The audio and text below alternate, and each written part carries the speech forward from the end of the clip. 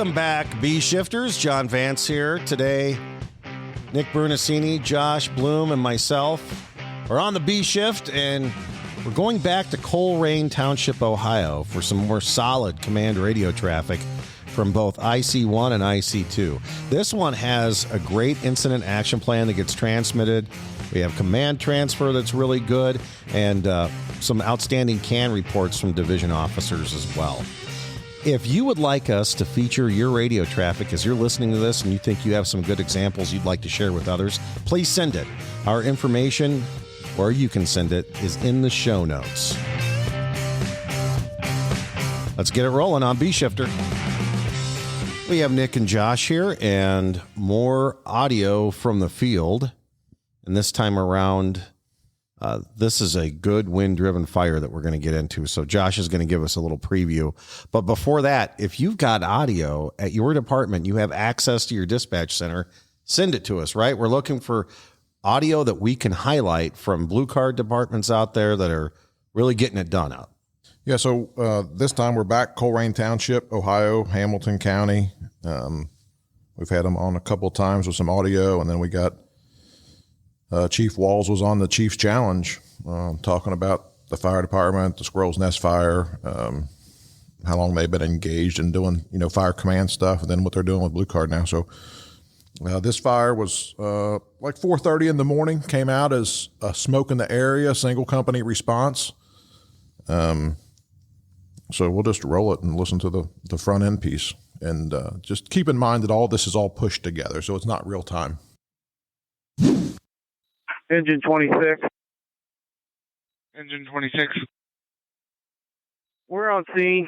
Upgrade this to a structure fire. We have a working structure fire. I'll give you a size up here in a minute. Engine 26, do we have a good address? Stand by. It's going to be right across from the YMCA. Address is going to be 8941, I believe. Or stand by. Correction, 8927. Clear in 8927. What's going to be my fireground? It's going to be fireground 4, fireground 4. Engine 26, I'm on the scene of a single-story, small, residential. I have a working fire showing from side Charlie. The scene is going a 3 inch and 3/4 to side A. The senior bill, assuming Cheviot Road Command. Engine 26, that's clear. On scene is single-story structure, small residence, working fire. Fire showing from the Charlie side, pulling an 1 3/4 inch on the side A, Alpha, assuming Cheviot Road Command at 0430. District 25 is en route. District 25, that's clear. I'll show you en route 8927 Cheviot Road. Engine 26 is on scene of a single-story, small residential structure. It's a working fire. Fire showing from the Charlie side. They did pull an 1 3/4 inch on side A. They have a command as of right now. Operating on fireground 4 at 0432. Yeah, so just to break this front end of this down, so they got called smoke in the area. Engine 26 got there, working fire.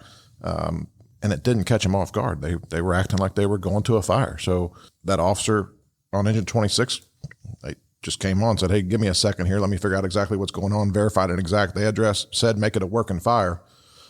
So very quickly, he got the rest of that response coming into the incident, and then came back and gave a full initial radio report, and did pretty good with it, painted a really good picture of what was going on.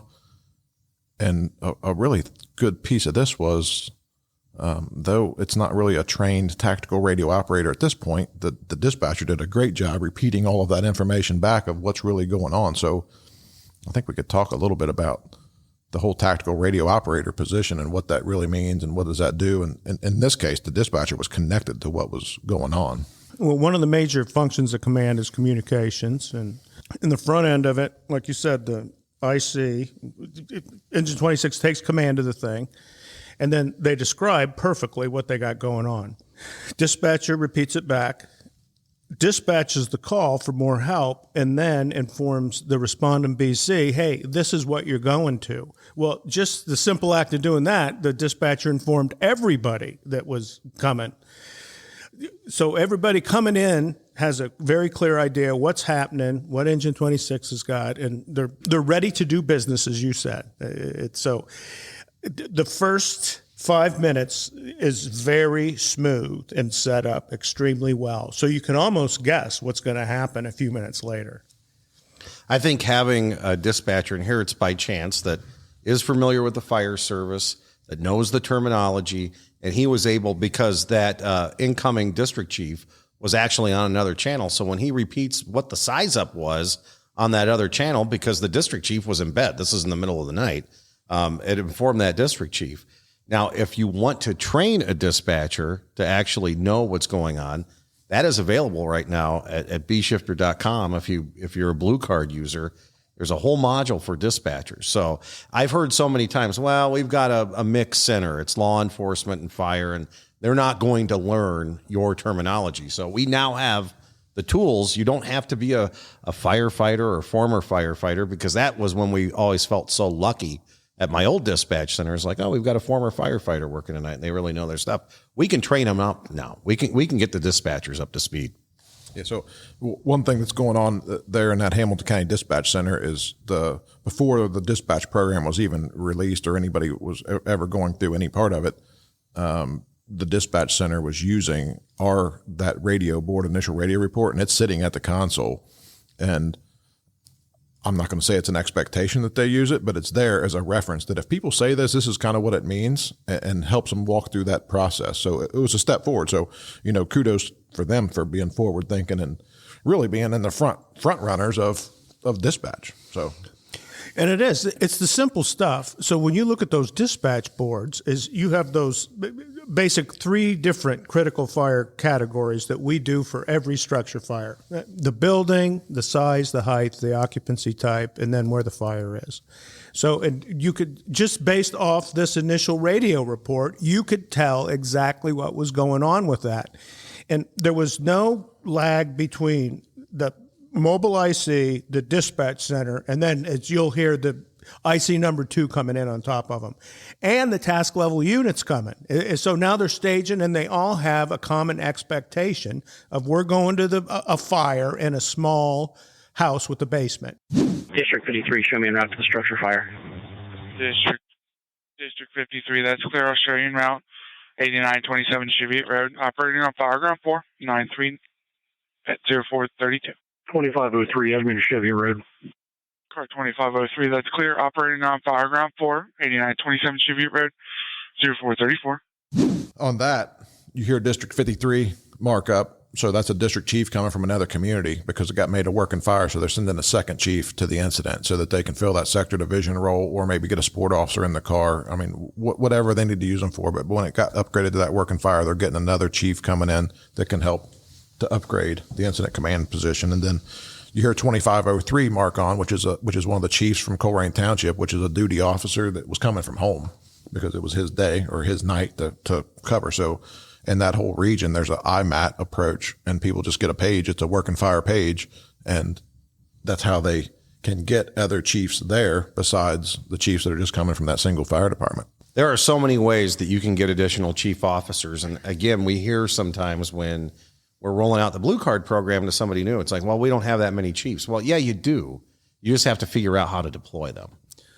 Especially where you have a mix of smaller fire departments, is you may have more chiefs than companies sometimes.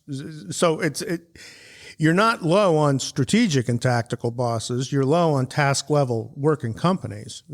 So again, that requires a head of the incident getting together and coming up with some type of deployment plan that includes automatic aid with one another. So everything we listened to this point was on the primary dispatch channel, which is where they're giving initial radio reports, marked units are marking en route and all that. So moving on, we're going to listen to the fireground channel. So this is the tactical channel where all the rest of the communications on the fireground are going to happen. Here comes your water. Engine 26, all companies, working fire, pointing engine 3/4 to Alpha, fire showing from Charlie.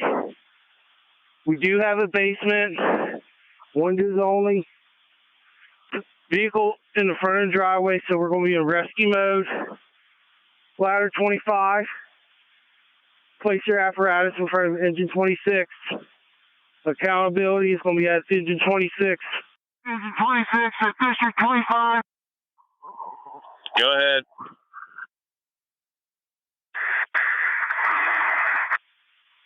We got water on the fire. We're making a flush still. Ladder 25 needs to do an interior search still. District 25 is clear. You got water on the fire. Still need a primary search completed.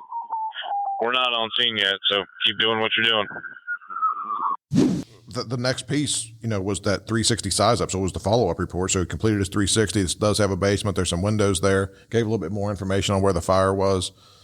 Said what they were doing, confirmed the strategy, said the accountability location was engine 26. Gave ladder 25 that was pulling up an assignment, what he wanted them to do.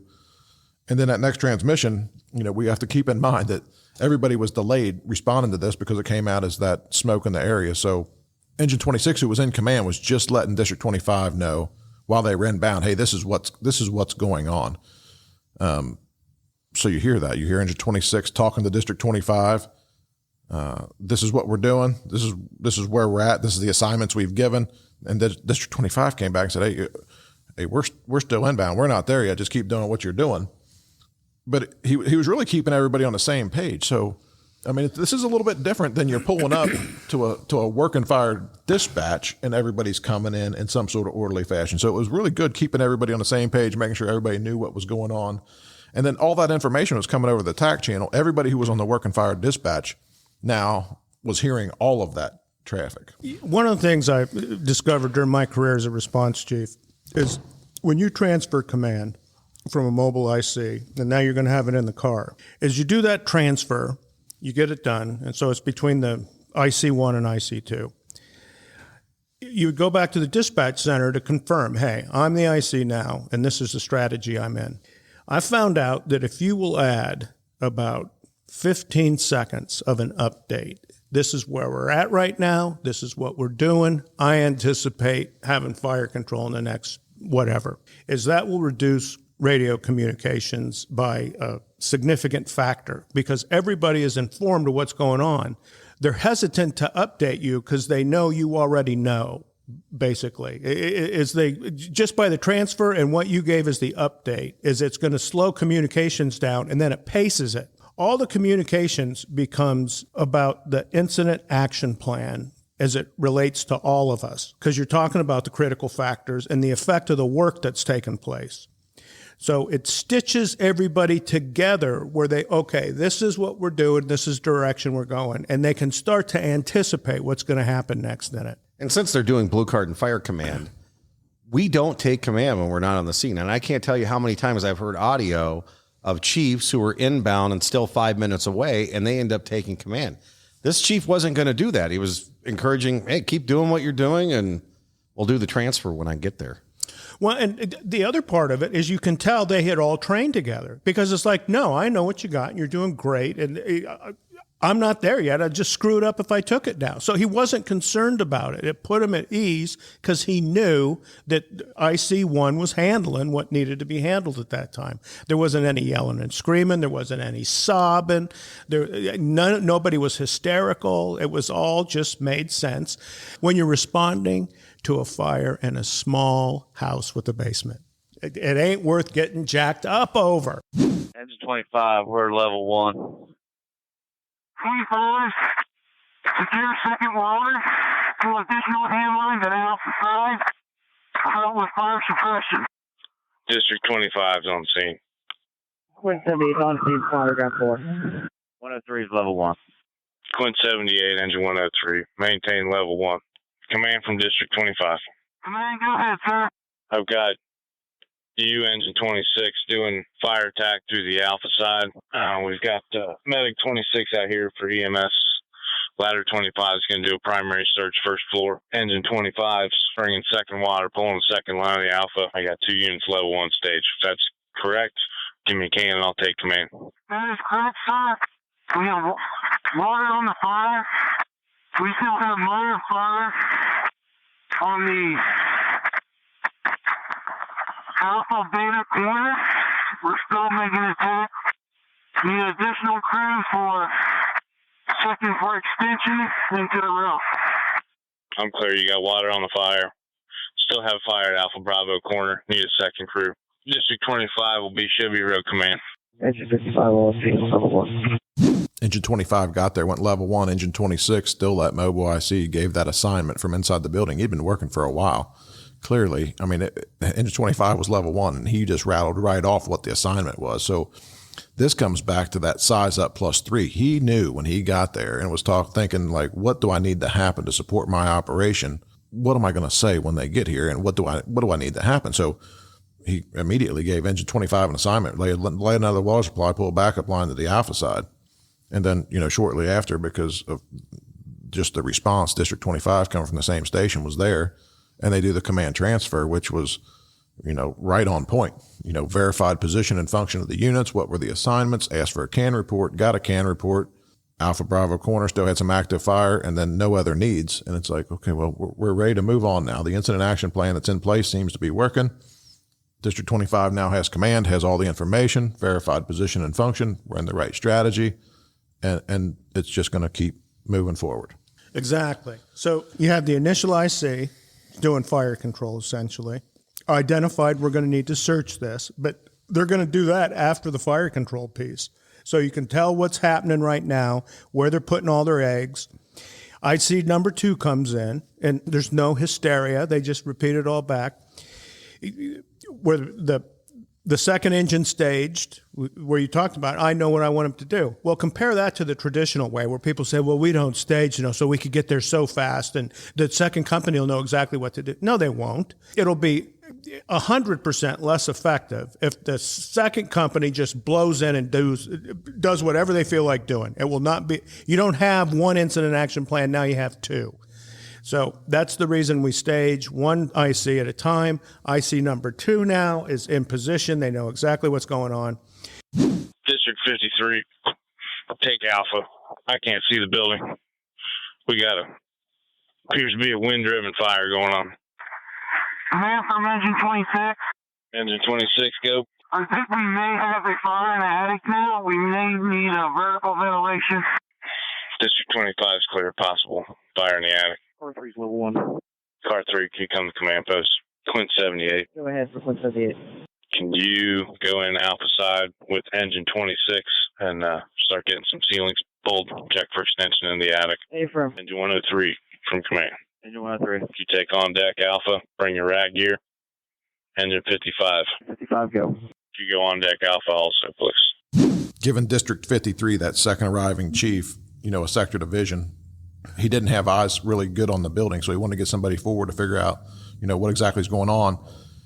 And then he put over the radio, so everybody heard this. We might have a wind-driven event going here. And they knew that from the very beginning. It was windy. I mean, it was very, 20 or 25-mile-an-hour winds that night. So it don't have to be a 7-story building. Wind blows at ground level, too. So he puts that out over the radio. And then that 2503, marks on, and he brings 2503 to the command post, really to be a support officer in the command post, senior advisor or support officer, just helping with the tactical worksheet. District 25 still in command, but has, that support piece there. And then he starts building out that 2-deep deployment. He was solving the problem on the inside of the building. So he had companies that had gone level 1. So he starts building out, I want to get companies in that tactical reserve position. And he didn't only say, go on deck. He took that extra second to say, go on deck and bring your RAD equipment, just to verify, hey, we know that now they're bringing their equipment forward that we need, so that we can work within the same system that we always use to manage the incident should a Mayday, event happen. So the equipment's there, the companies are in place, spare cylinders are brought forward, and they can keep reinforcing the attack positions that they have in place and maintain those attack positions without losing any time on the fire. Garrison and I just did that command teams thing.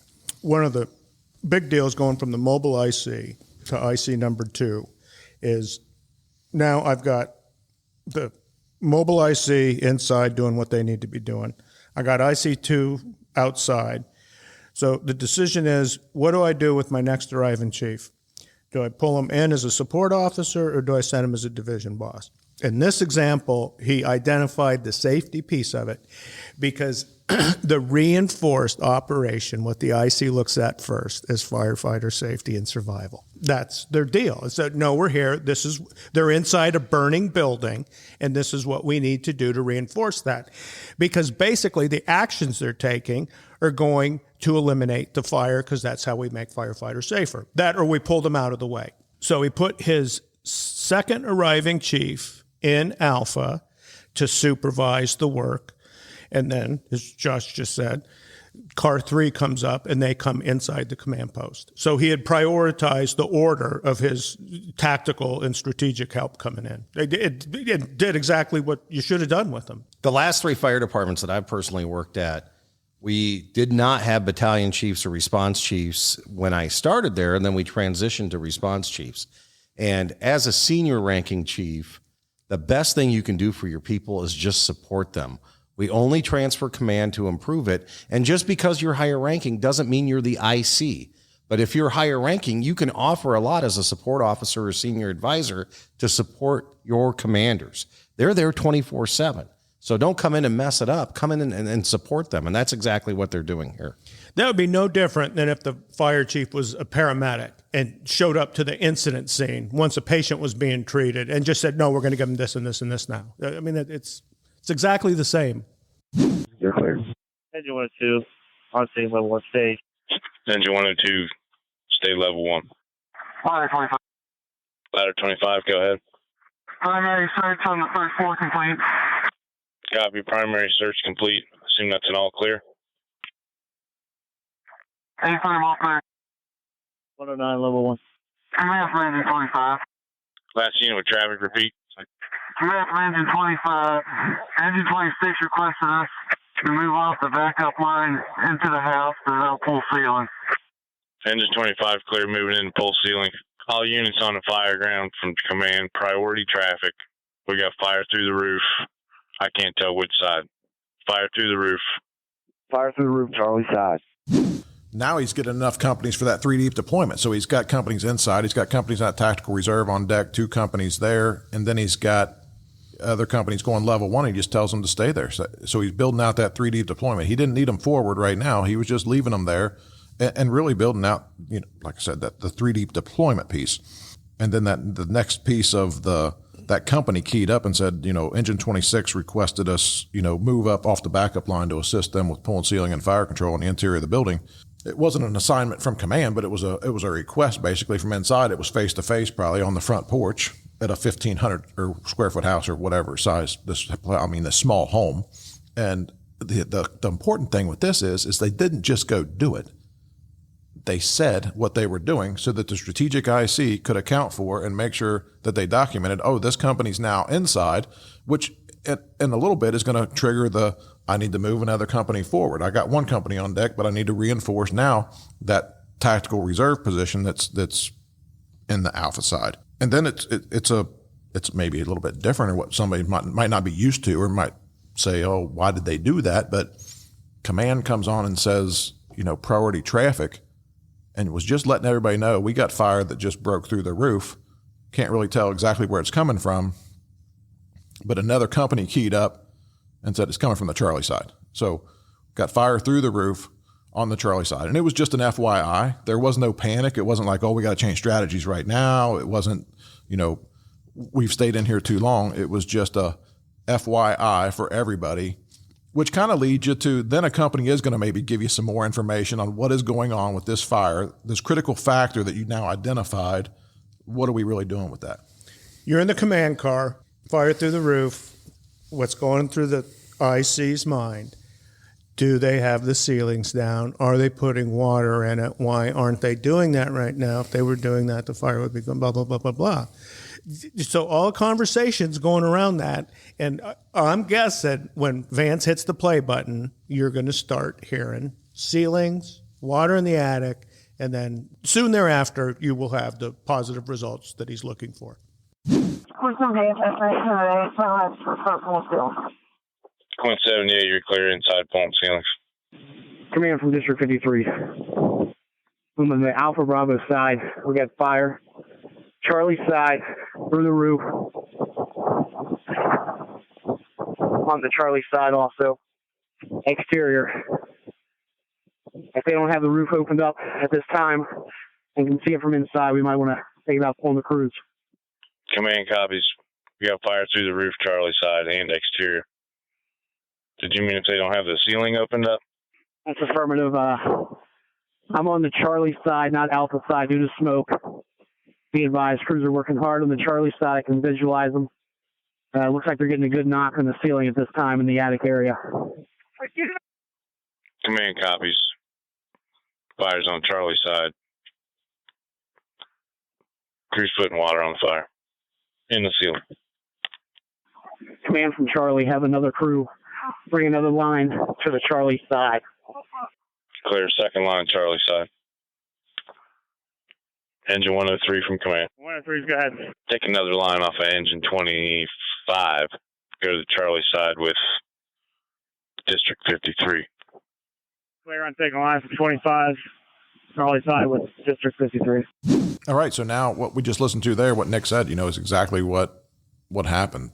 District 53 gives a little bit more information, talks about what's going on.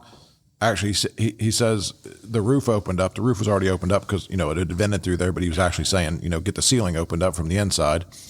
The command officer comes back and said, did you mean the ceiling? And he said, yes. And then he comes back and gives command some information that pretty quickly they were getting the handle on this. They started opening up the ceiling, got water into the attic space, was getting the fire knocked down, solving the problem. And then District 53, who was that division boss, boots on the ground around the fireground, had a need of another hand line. So command came back, gave it a specific assignment to a company, including where to get the hand line from to verify that wherever this line comes from, it's a reinforced attack position with a permanent water supply.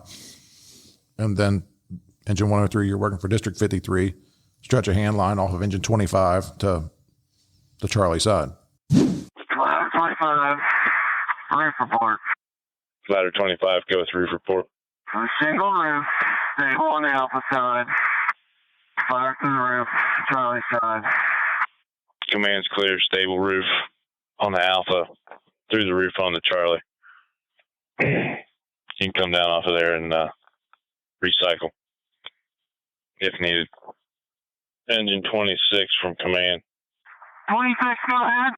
Can report. We still have heavy smoke inside. We're pulling ceilings.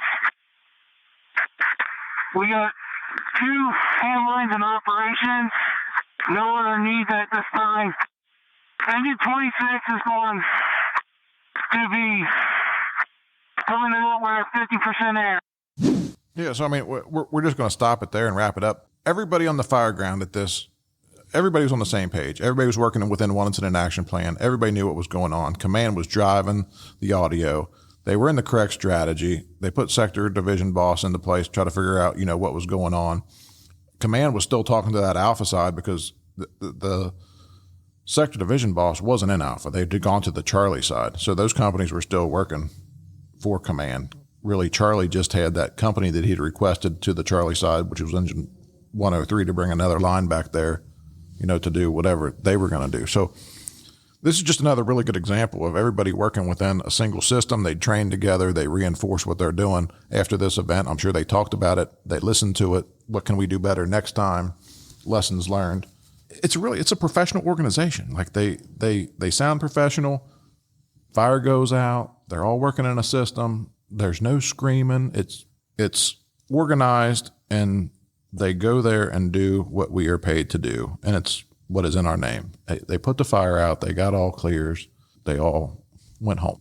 At one point, they had 2 lines inside, had crews dropping ceilings, and then they had crews, it sounded like on the outside of Charlie, putting water up in the attic. It was a coordinated operation. The IC knew where everybody was and what they were doing. So if anything got a little out of bounds, that you're able to react accordingly and get it back under control. But really, in this case, they never really lost control. They never had to get it back. So it was interesting because engine 26, we listened to it to the point where they said we got 50% air. was that their first? So they were still in their first work cycle. And, oh, we can't take command. We can't. No, they were able to talk on the radio and take action. Isn't that something? Well, and you can only do that when you're trained, right? I mean, we hear that from all the people who are like, oh, I'm a company officer and I only do company officer stuff. And it's like, well, when you're the company officer, you're the mobile IC, and the expectation is that you can manage your company, give a size up, figure out an incident action plan for a couple companies, give assignments to that, and then go do work. And then within that 5 to 7 minutes, get a command transfer. And that's exactly what happened here. And actually, the timing was off because of the fact that it wasn't dispatched as a working fire, and all those companies weren't on it in the beginning. So, I mean, yeah, the mobile IC, strategic IC, tactical bosses, they all had their place. They all did their role. So. 10 minutes about is what that sounds like, based on kind of the arrival order and everything else.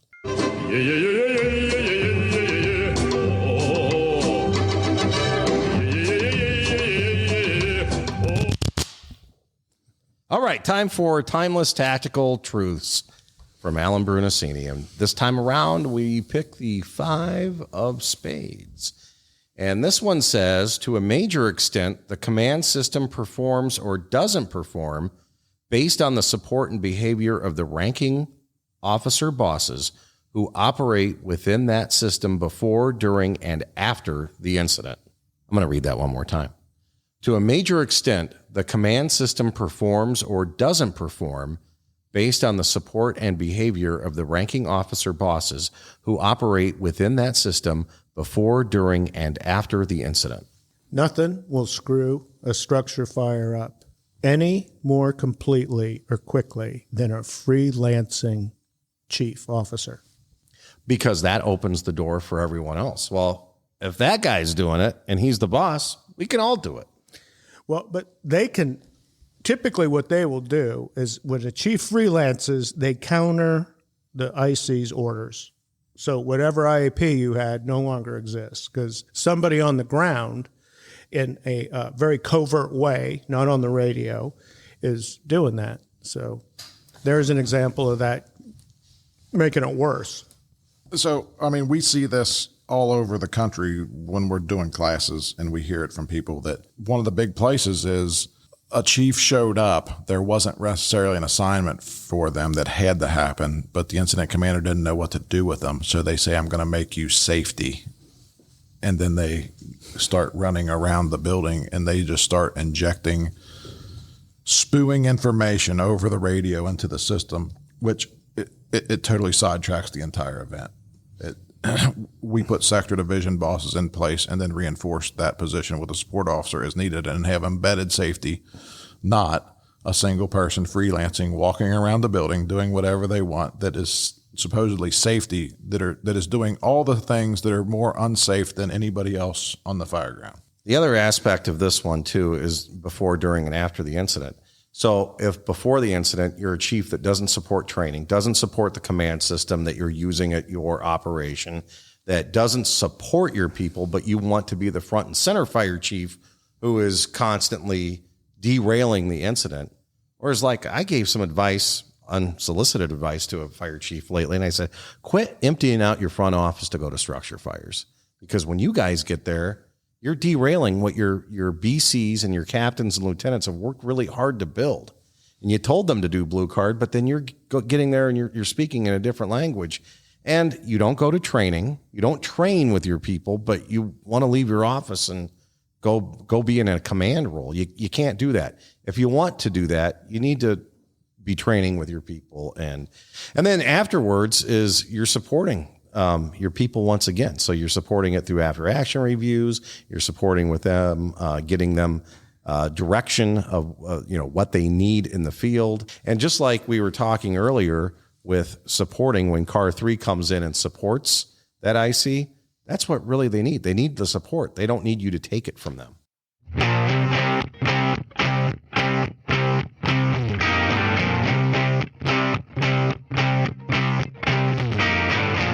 Well, thanks for joining us for this great radio traffic from Colerain Township. They've sent us some great stuff. If you'd like to send us your stuff, there's 2 ways to do that. You can go to B-Shifter if you are a Blue Card instructor and go to the instructor upload area, upload it there, or you can simply send Josh or myself an email. Our email addresses are in the show notes. It's always great to learn from others and hear the outstanding job that folks are doing out there with Fire Command and Blue Card. Until next time, thanks so much for listening to B-Shifter. Please be safe.